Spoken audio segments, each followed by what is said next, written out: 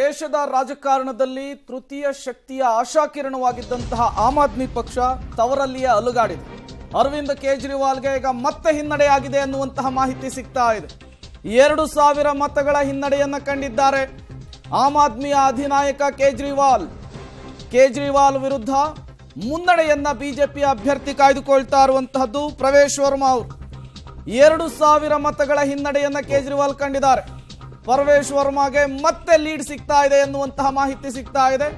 ಈ ಬಾರಿ ಪರ್ವೇಶ್ ವರ್ಮಾ ಅವರು ಬಿಜೆಪಿಯ ಪ್ರಚಾರದ ಮುಂಚೂಣಿಯನ್ನು ಕೂಡ ವಹಿಸಿಕೊಂಡಿದ್ದು.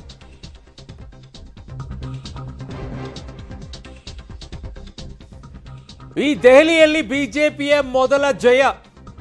ಪ್ರಿಯಾಂಕಾ ಗೌತಮ್ ವಿರುದ್ಧ ದೆಹಲಿಯಲ್ಲಿ ಮೊದಲ ಗೆಲುವನ್ನು ದಾಖಲಿಸಿದ್ರು. ಅದು ಆಪ್.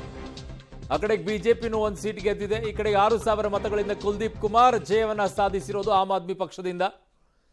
ಸೊ ಆ ಖಾತೆಯನ್ನ ಈಗ ತೆರೆದಿದ್ದಾರೆ. ಇಲ್ಲಿಯವರೆಗೂ ಇರುವಂತ ನಿಮ್ಮ ಸ್ಕ್ರೀನ್ ಮೇಲೆ ಟಾಪ್ ಮೇಲೆ ಏನು ಕಾಣಿಸ್ತಾ ಇದೆ ಇದೆಲ್ಲವೂ ಕೂಡ ಮುನ್ನಡೆಗಳು.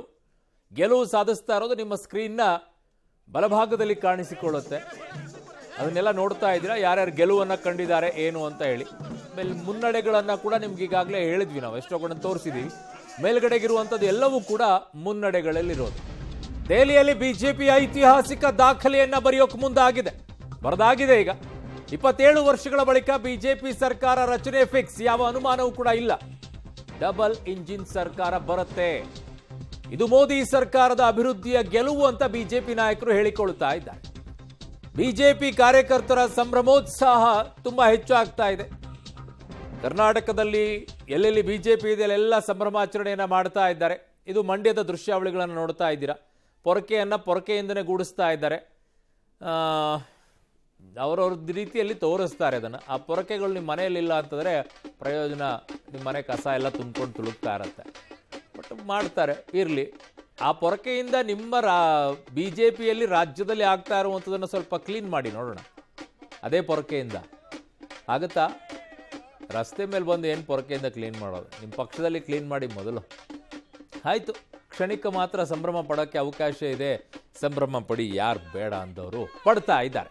ಬಟ್ ಏನೇ ಇರಲಿ, ಈಗ ದೇಶದಾದ್ಯಂತ ಒಂದು ಬಿಜೆಪಿ ಕಾರ್ಯಕರ್ತರಲ್ಲಿ ಉತ್ಸಾಹ ತುಂಬಿದೆ. ಕಾರಣ 27 ವರ್ಷಗಳ ಬಳಿಕ ಈ ಗೆಲುವನ್ನು ಕಂಡುಕೊಳ್ಳೋಕೆ ಸಾಧ್ಯ ಆಗಿದೆ.